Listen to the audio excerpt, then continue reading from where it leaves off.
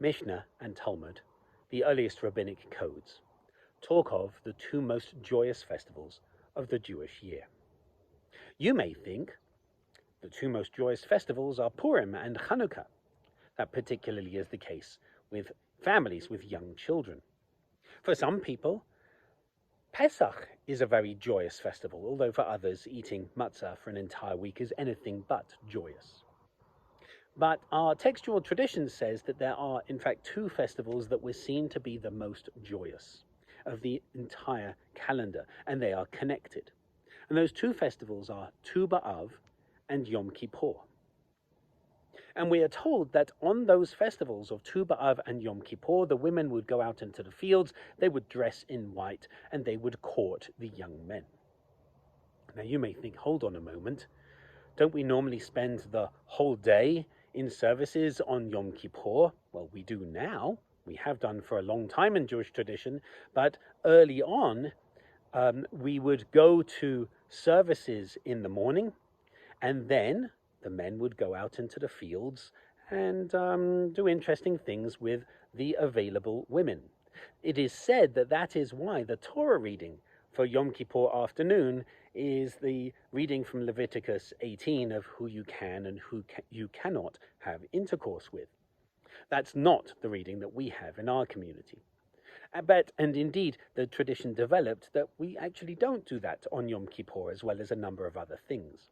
But Yom Kippur is meant to be a day of joy, a lifting, the white fast, the moment when God forgives us of our sins. But what about Tu B'Av? What is Tu B'Av? Well, Tu B'Av is literally the 15th of Av, and it is essentially a Jewish love day. And that is the day that Jewish tradition focused on.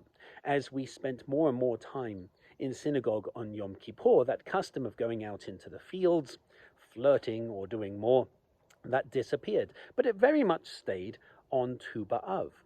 But Tu B'Av sort of disappeared as a festival, and is recently, perhaps in the last 20, 30 years, is becoming more and more prominent.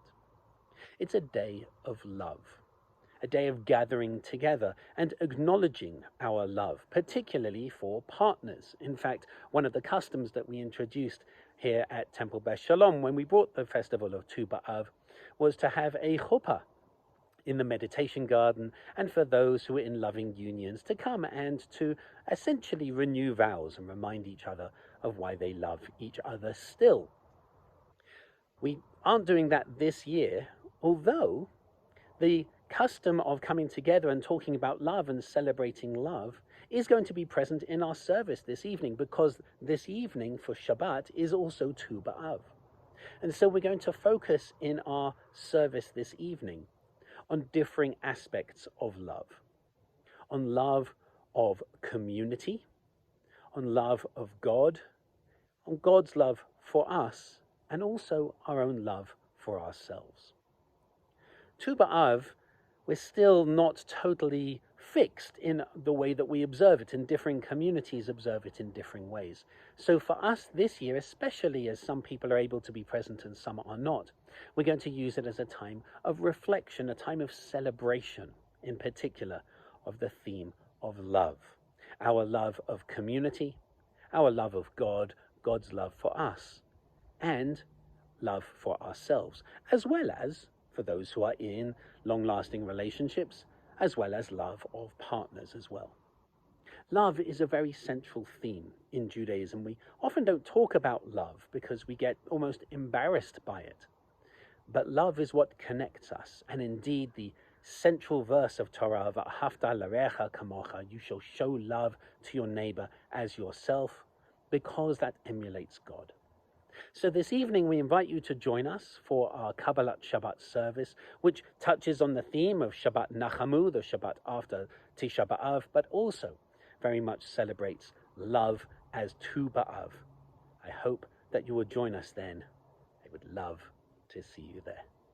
Shabbat Shalom.